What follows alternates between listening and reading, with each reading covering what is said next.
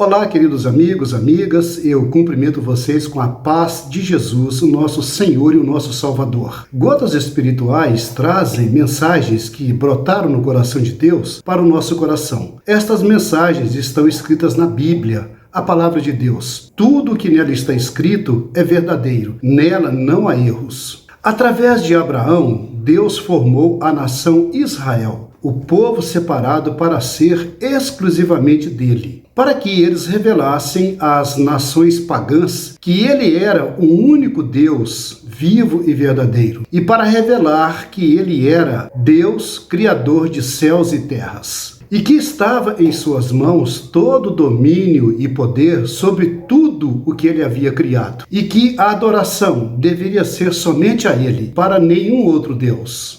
Deus exigia a fidelidade do seu povo, que eles obedecessem os seus mandamentos, as suas leis, e assim Deus era fiel no sustento e proteção do seu povo, em tudo o que eles precisavam. Por várias vezes, Deus livrou a nação de Israel de prováveis derrotas diante de invasões, guerras e conflitos contra nações bem mais poderosas. Mesmo quando estavam em desvantagens, eles eram vitoriosos, porque a forte mão do Senhor pelejava por eles. Mas nem sempre essa fidelidade acontecia de fato. O povo desobedecia a Deus, passavam a adorar e prestar cultos aos deuses pagãos das nações vizinhas, se ajoelhavam diante dessas imagens, e isso acendia a ira de Deus. Ele não admitia essas atitudes, porque ele é um Deus justo. O resultado dessas rebeldias é que o povo sempre caía no domínio de outra nação, eram escravizados e submetidos a muito sofrimento.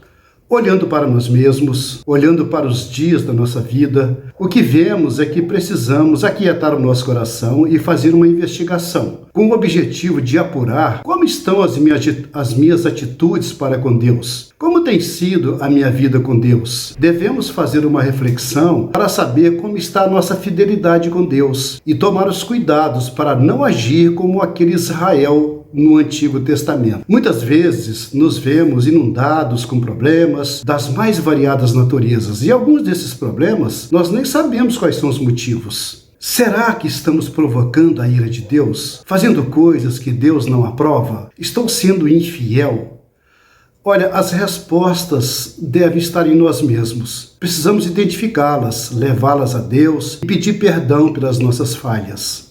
Durante 23 anos, o profeta Jeremias anunciava dia a dia aos habitantes de Jerusalém o que Deus mandava Jeremias dizer. Vejam o que Jeremias falou para o povo. Converta-se cada um do seu mau caminho e de suas más obras. Não sigam outros deuses para prestar-lhes culto e adorá-los. Não provoquem a minha ira, e eu não trarei desgraça sobre vocês. Está em Jeremias 25, versículos 4 e 5. Mas aquele povo não deu ouvidos às advertências de Deus através de Jeremias, e seguiam provocando com suas práticas repugnantes. Então Deus mandou Jeremias dizer para eles: eu os destruirei completamente.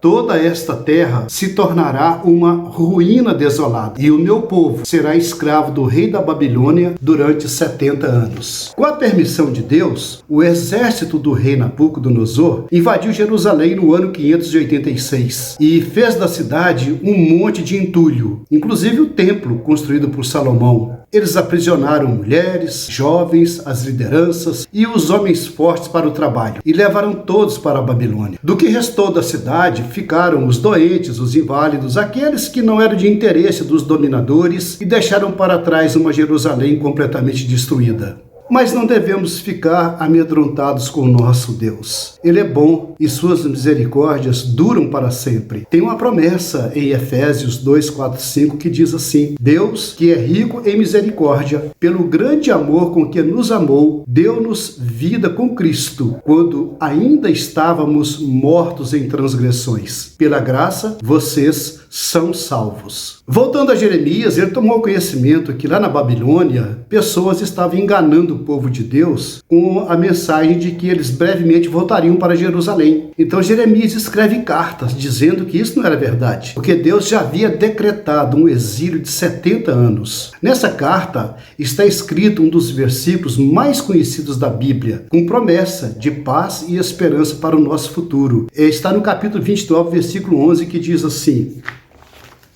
Sou eu, e não o povo da Babilônia, que conheço os planos que tenho para vocês, diz o Senhor. Planos de fazê-los prosperar e não de lhes causar dano. Planos de dar-lhes um futuro e uma esperança.